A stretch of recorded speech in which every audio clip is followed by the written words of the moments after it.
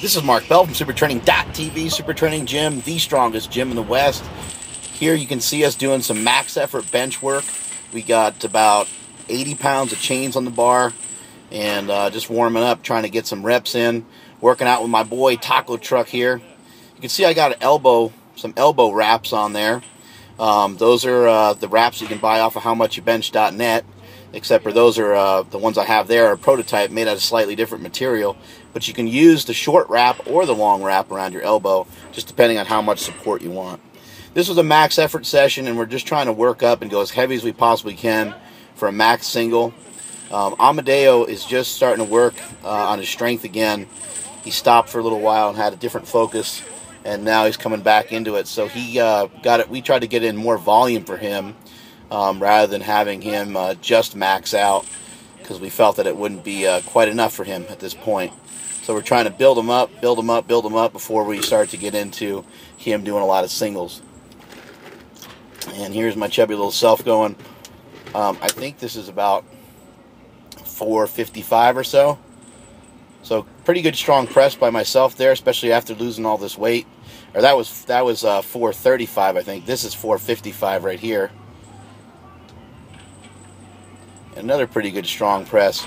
I've actually discovered something recently. I suck worse off of boards than I do full range. I've actually kind of always known that, but just reaffirmed that this week when I went to do a max effort board press, and 475 was hard. So different people have different weaknesses, and you got to try to attack those weaknesses.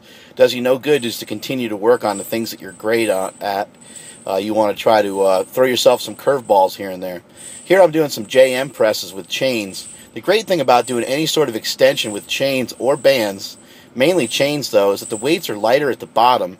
In the case of chains, it's almost completely weightless. It's just the weight of the barbell that I have in my hands. And then I can press up and try to drive through those chains. So you just add a little bit of weight here just to make it a little bit more challenging.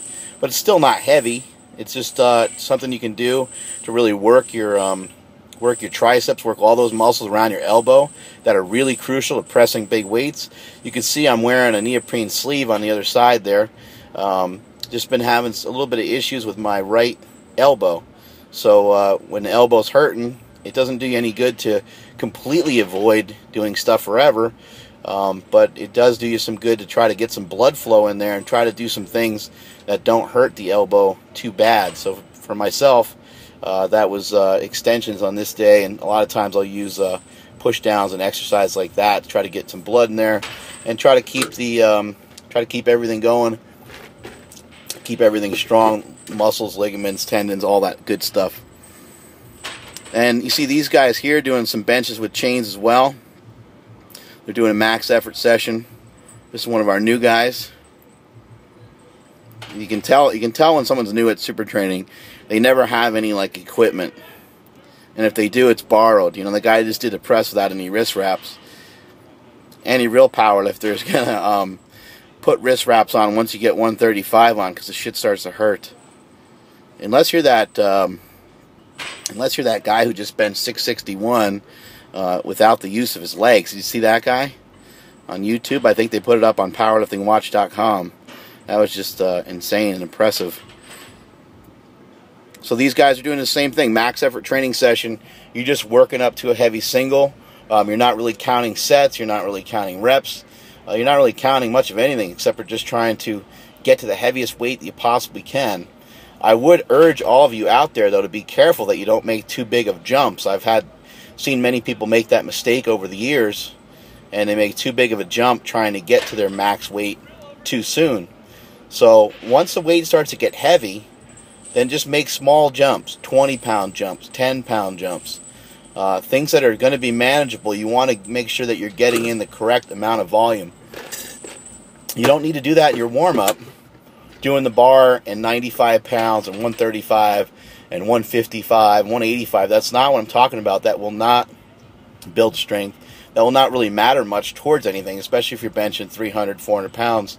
Those weights are way too light to really make a difference. You want to get your volume in with your heavier weights. So as you go to work up, let's say your max is 315 pounds. you're going to want to take 275 and then maybe about 295, and then you're going to want to go for about 315 or 320, go for a PR. But you want to make those jumps. You want to have that jump in between, because if you would have just went from 275 right to 315 or 320 and missed it, then you missed out on some work for the day. So make sure you get those sets in between. They're crucial. They'll also help you make that heavier lift, your body be more prepared for it. And that is it from supertraining.tv.